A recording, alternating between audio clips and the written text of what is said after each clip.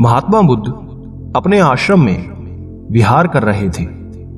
तभी एक व्यक्ति बुद्ध के पास आया और बोला, हे बुद्ध, मैंने आपकी बहुत प्रशंसा सुनी है। मैंने सुना है आपको परम ज्ञान प्राप्त हुआ है। मैं भी परम ज्ञान को उपलब्ध होना चाहता हूं। मुझे उम्मीद है कि आप मुझे ज्ञान का मार्ग दिखाएंगे। बुद्ध ने मुस्कुराकर पूछा, तुम्हें मुझसे इतनी उम्मीद क्यों है? व्यक्ति बोला, हे बुद्ध, मैंने अपने जीवन का एक बहुत बड़ा हिस्सा इस संसार को समझने में निकाल दिया और तब मुझे समझ आया यहां सब लोग स्वार्थी हैं। बुद्ध ने मुस्कुराकर पूछा, तुम्हें मुझसे इतनी उम्मीद क्यों है? व्यक्ति बोला, हे बुद्ध, मैंने अपने जीवन का एक बहुत बड़ा हिस्सा इस संसार को समझने में निकाल दिया और तब मुझे समझ आया यहां सब लोग स्वार्थी हैं। किसी को किसी से कोई मतलब नहीं है। सभी सिर्फ अपने बारे में ही सोचते हैं। कोई किसी की मदद नहीं करना चाहता, ना कोई किसी को अपना समझता है। यहां सिर्फ अंधकार ही अंधकार है। यहां बहुत कम लोग हैं जो निस्वार्थ दूसरों की मदद करते हैं। उन्हीं में से एक आप हैं। आप भी सभी को निस्वार्थ ज्ञान देते हैं। इसी कारण मैं आपके पास आया हूं। भगवान बुद्ध ने कहा, तुम्हें अंधकार ही अंधकार क्यों दिख रहा है? व्यक्ति ने कहा, मैंने अपने जीवन में अंधकार ही देखा है। मुझे मेरे पिता से उम्मीद थी कि वो मेरा विवाह उस लड़की से करेंगे जिसे मैं पसंद करता हूं, लेकिन उन्होंने ऐसा नहीं किया, बल्कि मेरा विवाह किसी दूसरी लड़की से कर दिया।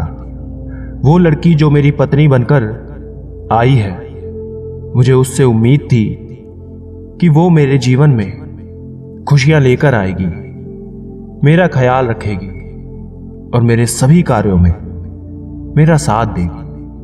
लेकिन ऐसा नहीं हुआ। मैं एक कवि हुआ करता था, लेकिन मेरी पत्नी को यह पसंद नहीं था। वो चाहती थी मैं कुछ और काम करूं और ज्यादा पैसे कमाऊं। वो इसके लिए मुझसे रोज झगड़ा करती। उसने मेरा जीना दुश्वार कर दिया।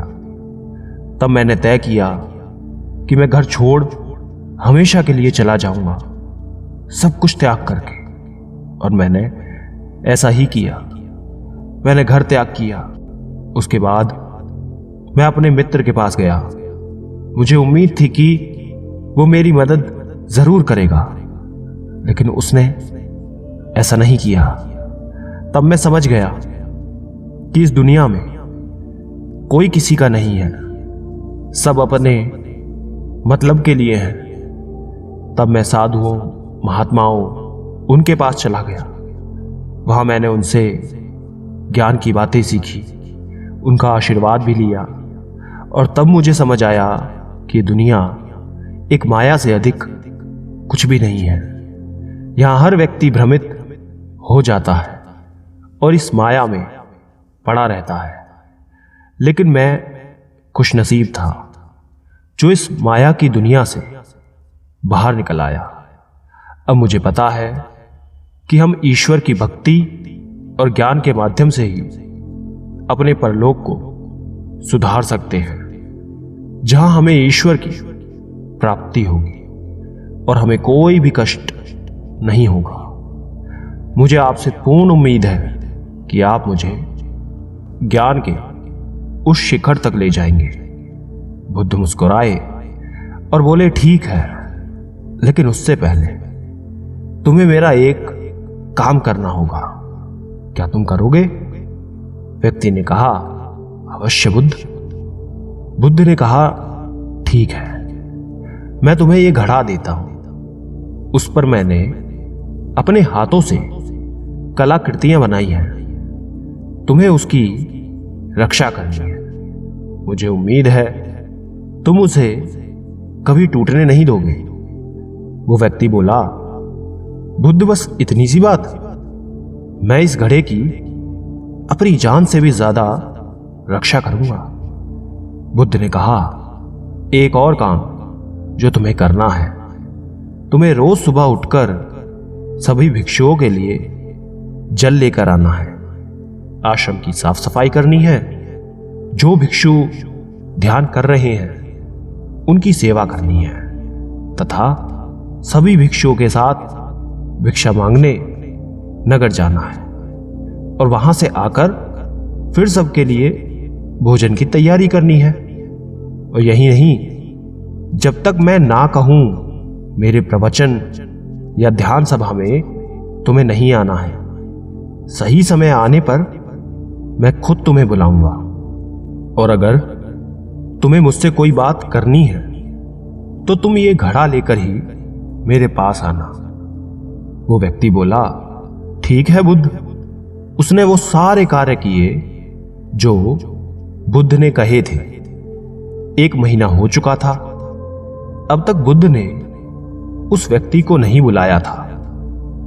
फिर वो खुद ही बुद्ध के पास चला गया, लेकिन बुद्ध ने उससे बात नहीं की। तब उसे याद आया कि बुद्ध ने कहा था कि अगर वो बुद्ध से बात करना चाहता है तो घड़ा लेकर ही आए। वो फिर घड़ा लेकर बुद्ध के सामने उपस्थित हो गया। बुद्ध ने पूछा, क्या तुम्हें मुझसे कुछ पूछना है? व्यक्ति ने कहा, बुद्ध 1 महीने हो गया, आपने जो भी कहा मैंने सब किया। चलो काम तो ठीक है, लेकिन आप मुझे सभा में कब बुलाएंगे?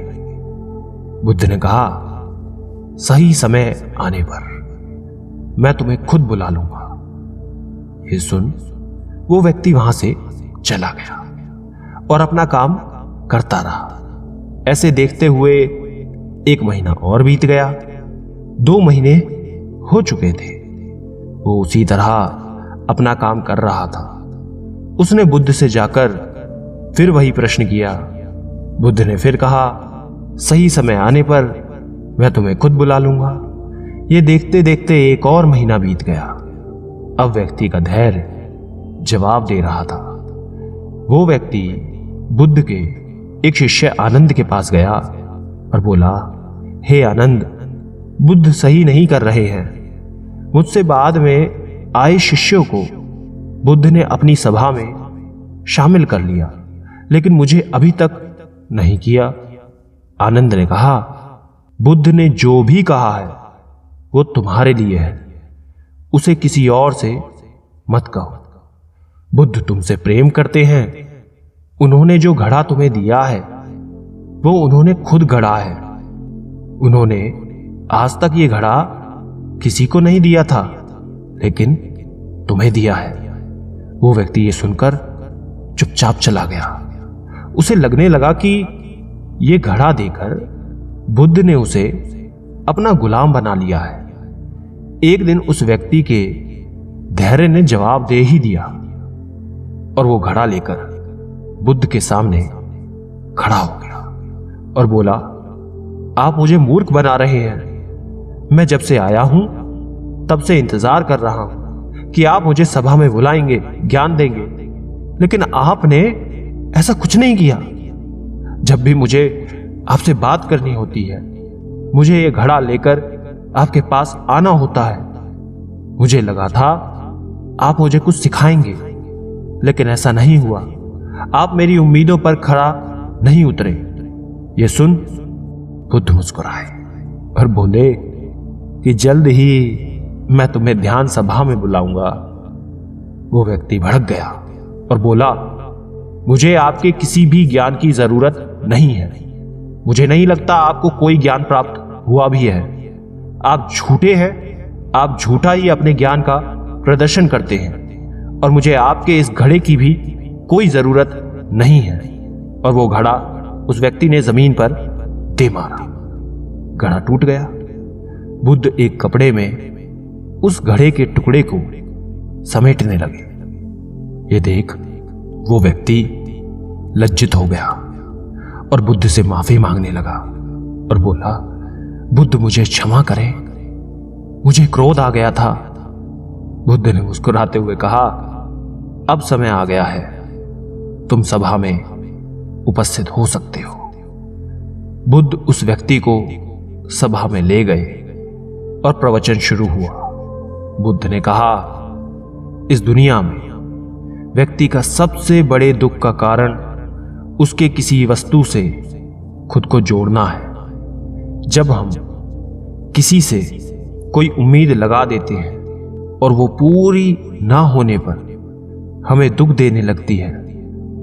एक पिता की उसके पुत्र से उम्मीद होती है कि वो उसके बताए रास्ते पर चले, और पुत्र की पिता से कि वो उसके बताए रास्ते में साथ जाने का सहयोग दे। ऐसे ही कुछ उम्मीदें पति पत्नी को एक दूसरे से होती हैं। इसी तरह दुनिया में ज्यादातर लोग एक दूसरे से कुछ ना कुछ उम्मीद करते ही हैं, और जब ये उम्मीद पूरी नहीं होती तो ये क्रोध का रूप ले लेती है, जो हमारी बुद्धि का नाश कर देती है, जिसमें व्यक्ति का खुद का नुकसान होता है। क्रोध गर्म कोयले को अपनी हथेली पर रखने के समान होता है, जिससे हम दूसरों को जलाना चाहते तो हैं, लेकिन उसमें पहले आप खुद का हाथ जला लेते हैं। बुद्ध अपने कपड़े से उस घड़े के टुकड़ों को निकालकर उस व्यक्ति के आगे रख देते हैं और पूछते हैं, क्या तुम इसे वापस जोड़ सकते हो? वो व्यक्ति लज्जित होकर बोला, हाथ जोड़कर बोला, भगवान बुद्ध, मुझे माफ करें, मेरी बुद्धि नष्ट हो गई थी जो मैंने ऐसा काम कर दिया, मैं इसे वापस नहीं जोड़ सकता। बुद्ध ने कहा, मैं यही आपको समझाना चाहता हूं। तुमने पूरी जिंदगी दूसरों से उम्मीद करी, जब वो पूरी नहीं हुई तब तुम क्रोध में आकर वहां से भाग गए, जिससे तुम्हारा ही नुकसान हुआ। वो व्यक्ति बोला, क्या हमें किसी से कोई उम्मीद नहीं करनी चाहिए? बुद्ध ने कहा, जब भी तुम दूसरों से अपने स्वार्थ के लिए उम्मीद करोगे तो दुख पाओगे, लेकिन अगर वही तुम दूसरों को सुख देने की उम्मीद करोगे तो तुम्हें खुद भी सुख मिलेगा।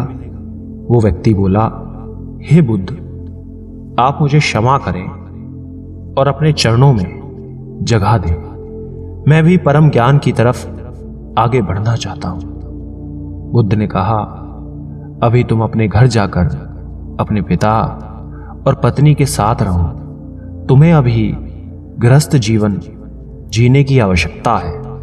व्यक्ति ने बुद्ध से कहा, हे बुद्ध, क्या मुझे ज्ञान प्राप्त करने का अधिकार नहीं है? आप क्यों मुझे यहां से भेज रहे हैं? बुद्ध ने कहा, जिसे ज्ञान प्राप्त करना होता है वो अपने गृहस्थ जीवन में भी ज्ञान प्राप्त कर सकता है। तब परिवार के लोग रास्ते का रोड़ा बिल्कुल नहीं बनते, बल्कि सहयोगी नजर आते हैं। अभी तुम्हें इस दुनिया में अंधकार ही अंधकार नजर आता है। पहले तुम अपने जीवन में प्रकाश को देखो, उसे ढूंढो कि प्रकाश कहां है। घर जाओ, ध्यान करो। ध्यान करने के लिए भिक्षुओं से संपर्क करो। धीरे धीरे तुम परम सत्य की खोज पर जाने लगोगे और तुम्हें रास्ता मिल जाएगा, जिससे तुम परम शांति की ओर जाओगे। ये सुन वो व्यक्ति बुद्ध के चरणों में गिर गया और उसके बाद अपने घर को निकल गया। यह देख बुद्ध के शिष्य आनंद ने पूछा, हे बुद्ध, आप सभी को अपने संग में जोड़ लेते हैं तो उसे क्यों भेज दिया? बुद्ध ने कहा, सुनो आनंद, इस दुनिया में बुद्धि के विकास और प्राथमिक चरण को पार करने के लिए दुनिया से होकर गुजरना पड़ता है। कोई भी व्यक्ति सन्यासी होकर या संसार को छोड़कर ज्ञान के मार्ग पर आगे नहीं बढ़ सकता। ज्ञान को प्राप्त करने के लिए आपको इस दुनिया में रहकर यहां की चीजों को, लोगों को करीब से जानना होगा, तभी वो आगे की यात्रा को शुरू कर सकता है। उसने अभी सांसारिक जीवन को जिया ही नहीं था, वो उससे भाग रहा था। जैसे ही वो सांसारिक मार्ग को जान लेगा, खुद ही ज्ञान को प्राप्त कर लेगा। दोस्तों, आपने क्या सीखा कमेंट करके बताएं। धन्यवाद।